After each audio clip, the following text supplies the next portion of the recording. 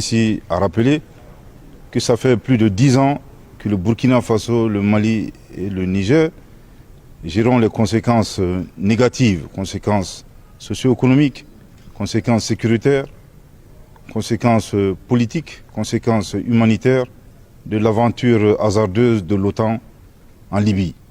Bien entendu, se pose la question, si ça nous a pris 10 ans, accepter encore une autre aventure de la même nature au Niger nous prendrait combien d'années? On ne sait pas, 20 ans, 30 ans, 40 ans, 50 ans. Une chose est sûre, le président Goïta et le président Traoré ont clairement dit non, non et non. Nous n'accepterons pas d'intervention militaire au Niger. Il en va de notre survie. Et bien entendu, les chefs d'État du Mali et du Burkina ont pris la ferme décision de laisser des actifs et non des passifs aux générations futures. À l'endroit de la CEDEAO, nous avons deux messages. Le premier message, c'est que nous leur demandons très clairement de cesser d'affamer nos peuples. Nous n'avons pas besoin de sanctions. Je pense qu'il y a énormément accès de souffrance que nos populations traversent.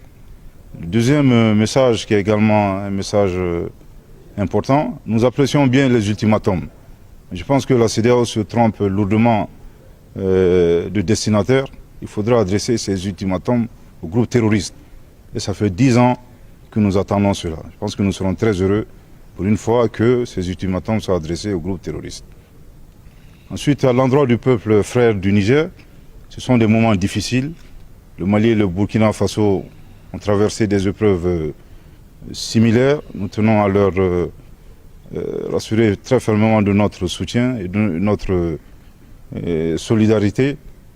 Et restons résilients et stoïques, pour reprendre les propos de son Excellence le colonel Assimi Goïta.